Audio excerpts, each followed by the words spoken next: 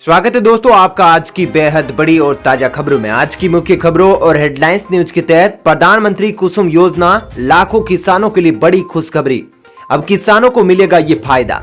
तो इस खबर के बारे में आपको बताएंगे कि किसानों को आखिर सरकार क्या फायदा देने वाली है और किस प्रकार का ऐलान करने वाली है।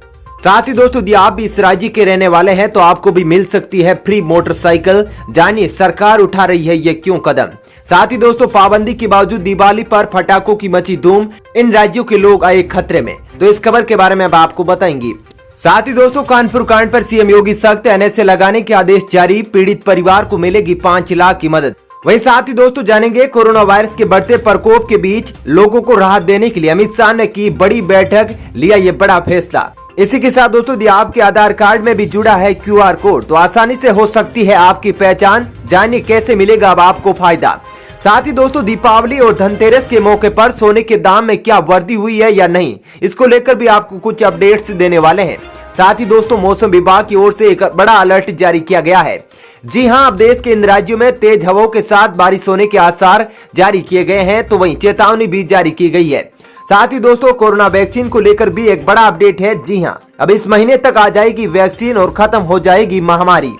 तो दोस्तों आज इन्हीं सब खबरों के बारे में आपको बताएंगे। इसके अलावा भी कई अन्य बड़ी खबरें हैं जिसके बारे में इस वीडियो में जानेंगे। तो दोस्तों वीडियो को अंत तक जरूर देखिएगा। साथ ही दोस्तों वीडियो के बारे में आपकी जो भी राय हो कमेंट करके जरूर बताइएगा। और दोस्तों यदि आप भी हमारी मेहनत को सपोर्ट करना चाहते हैं तो इस वीडियो को लाइक और शेयर जरूर कीजिएगा। साथ ही दोस्तों हमारे जाबाज कोरोना वीरों के लिए दिल से कमेंट में जय हिंद वंदे मातरम जरूर लिखिएगा। तो चलिए दोस्तों बिना देरी किए फटाफट से जानते हैं आज की सभी बड़ी खबरों को एक एक करके। पहली खबर, प्रधानमंत्री कुसुम योजना लाखों किसानों के लिए बड़ी खुशखबरी। अब किसानों को होगा ये फायदा। जी दोस्तों देश के लाखों किसानों के लिए खुशखबरी है। सरकार ने प्रधानमंत्री कुसुम योजना का दायरा बढ़ा दिया है। अब बदली हुई व्यवस्था के बाद किसानों को नया अलॉटमेंट लेटर जारी होगा। इसके बाद वे अपना बिजली संयंत्र शुरू कर सकेंगे।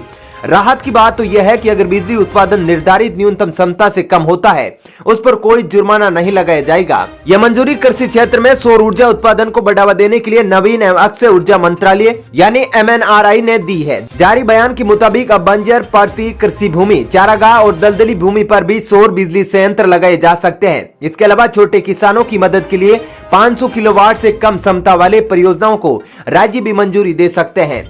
चलिए दोस्तों अब जानते हैं अगली खबर। कोरोना बदल सकता है परंपरा, 34 सालों में पहली बार घाट पर नहीं होगी घरों में छठ पूजा। जी दोस्तों सूर्य उपासना का महापर्व छठ की तैयारियां शुरू हो गई है।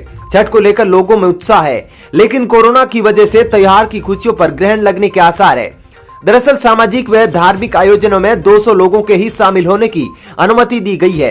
ऐसे में आयोजन दुविधा में है और छठ पूजा सेवा समिति से जुड़े पदाधिकारी बताते हैं कि प्रशासन की ओर से अनुमति नहीं मिलने पर 34 साल में पहली बार छठ पूजा घाट पर नहीं बल्कि घरों में मनाई जाएगी। बता दें कि मूल रूप से बिहार व पूर्वांचल में मनाए जाने वाला छठ समय के साथ साथ देश के दूसरे हिस्सों तक पहुँच गया है।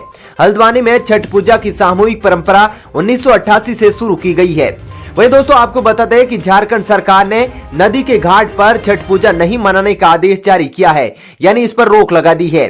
चलिए दोस्तों अब जानते हैं अगली खबर। सरकार का बड़ा ऐलान, लोगों को देगी मोटरसाइकिलें। जी दोस्तों पश्चिम बंगाल में अगले साल विधानसभा चुनाव होने हैं। इसको लेकर सभी राजनीतिक दलों ने तैयारियां तेज कर दी है। अब इस बीच पश्चिम बंगाल की ममता बनर्जी सरकार ने लोगों को आत्मनिर्भर बनाने के लिए बड़ा कदम उठाया है। ममता सरकार ने कर्म साथी स्कीम के तहत 2 लाख युवाओं को मोटरसाइकिल बांटने का फैसला किया है। ममता सरकार युवाओं को अपना कारोबार शुरू करने के लिए बढ़ावा दे रही है। वहीं प्रदेश की मुख्यमंत्री ममता बनर्जी ने कथित तौर पर 4 नवंबर को करीब 10 लाख लोगों को सहायता करने का लक्ष्य रखा था, जो 2 लाख लाभार्थियों पर निर्भर है। इसको लेकर ममता बनर्जी सरकार ने मोटरसाइकिल देने की बात कही है। चलिए दोस्तों अब जानते हैं अगली खबर।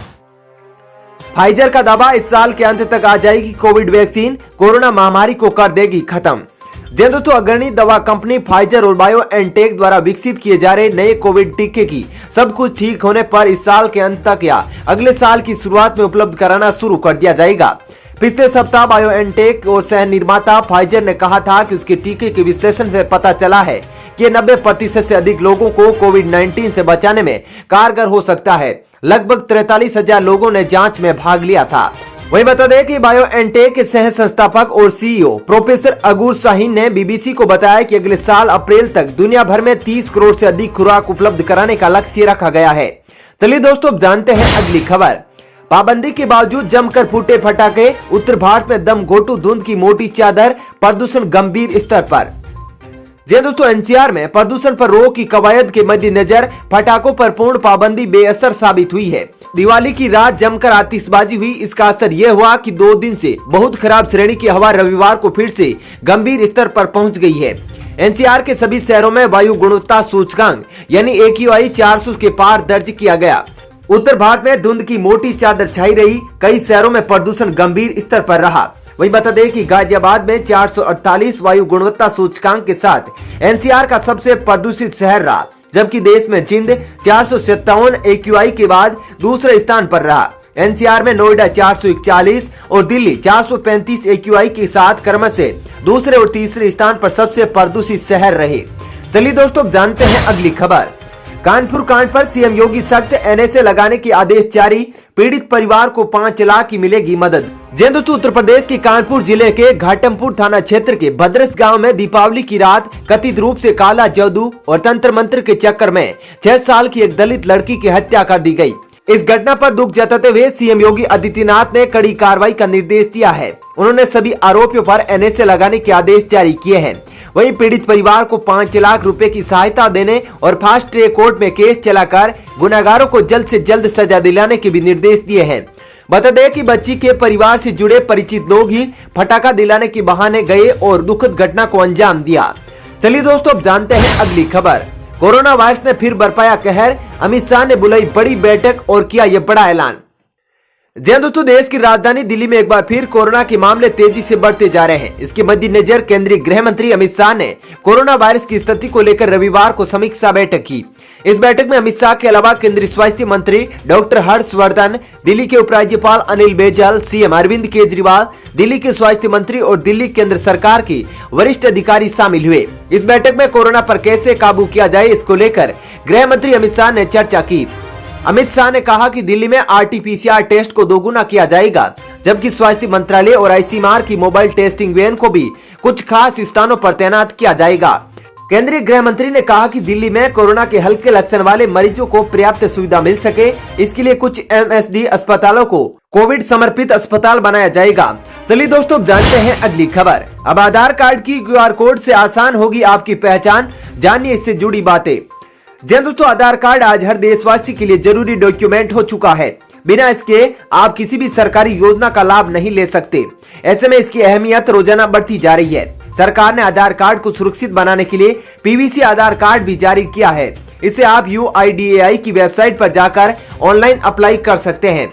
आपको बता दें कि सरकार ने PVC आधार कार्ड को सुरक्षित बनाने के लिए इसमें QR कोड जोड़ा है। इस QR कोड को जब आप मोबाइल में स्कैन करेंगे तो आपकी समस्त जानकारी आपके सामने आ जाएगी। इसके लिए इंटरनेट की भी आवश्यकता नहीं होगी। ऐसे में अब आपको सभी सरकारी योजनाओं का लाभ आसानी से प्राप्त हो सकेगा।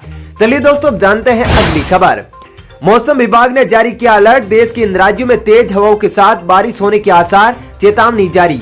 जी दोस्तों, दिवाली के बाद से ही देश का मौसम बदलते जा रहा है। मौसम के जानकारों का अनुमान है कि 14 नवंबर के बाद एक नया सिस्टम बन रहा है जो कि अनेक राज्यों में बारिश लाएगा। स्काईमेट वेदर का ताजा अनुमान है कि देश के 7 राज्यों के 70 शहरों में अगले 2 दिन तक तेज हवाओं के साथ हल्की से मध्यम बारिश हो सकती है। इस बारिश के चलते तापमान भी घटेगा और सर्दी भी बढ़ेगी। इन 7 राज्यों में मुख्य रूप से दिल्ली, मध्य प्रदेश, राजस्थान और उत्तर प्रदेश के कई शहर है। स्काईमेट के अनुसार आगामी 24 घंटों में दिल्ली NCR के साथ साथ पश्चिमी उत्तर प्रदेश, हरियाणा और पंजाब, उत्तरी और उत्तरी पूर्वी राजस्थान, उत्तरी मध्य प्रदेश की वर्षा गतिविधियां तेज हो सकती है। वहीं पंजाब, हरियाणा, राजस्थान के उत्तरी भागों, दिल्ली NCR और पश्चिमी उत्तर प्रदेश में तकरीबन 15 सितंबर के बाद से मौसम शुष्क बना हुआ है। चलिए दोस्तों, जानते हैं अगली खबर। दीपावली और धनतेरस के मौके पर सोने और चांदी के दाम में भी दर्ज की गई गिरावट, जानिए क्या है वजह। जी दोस्तों, त्योहारी सीजन में लोग सोने चांदी के आभूषणों को खरीदना काफी पसंद करते हैं, साथ ही शुभ भी मानते हैं। त्योहार के सीजन में हर साल सोने चांदी का रेट बढ़ जाता है, लेकिन इस साल रेट में गिरावट दर्ज की गई है। दरअसल India Boolean and jewellers limited की वेबसाइट पर मौजूदा आंकड़ों के अनुसार 9 नवंबर से 13 नवंबर के बीच 24 कैरेट गुणवत्ता वाले सोने की कीमत में कुल 1577 रुपए प्रति 10 ग्राम रही। इसकी वजह से ही कीमतों में भारी गिरावट देखने को मिली है। HDFC सिक्योरिटीज द्वारा दी गई जानकारी के अनुसार दिल्ली के सराफा बाजार में शुक्रवार को सोने की कीमत 241 रुपए बढ़कर 50,425 रुपए प्रति 10 ग्राम पर रही। वहीं से पहले गुरुवार को चांदी की कीमत 62,381 रुपए प्रति किलोग्राम पर रही थी। आपको बता दें कि गुरुवार को सोना 50,184 रुपए प्रति 10 ग्राम रहा।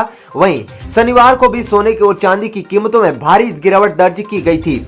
दोस्तों फिलहाल इस वीडियो में इतना ही। ऐसी ही खबरें देखते रहने के लिए आप हमारे चैनल को सब्सक्राइब जरूर कीजिएगा। साथ ही दोस्तों वीडियो के बारे में आपकी जो भी राय हो कमेंट करके जरूर बताइएगा। और दोस्तों यदि आप भी हमारी मेहनत को सपोर्ट करना चाहते हैं तो इस वीडियो को लाइक और शेयर जरूर कीजिएगा। धन्यवाद।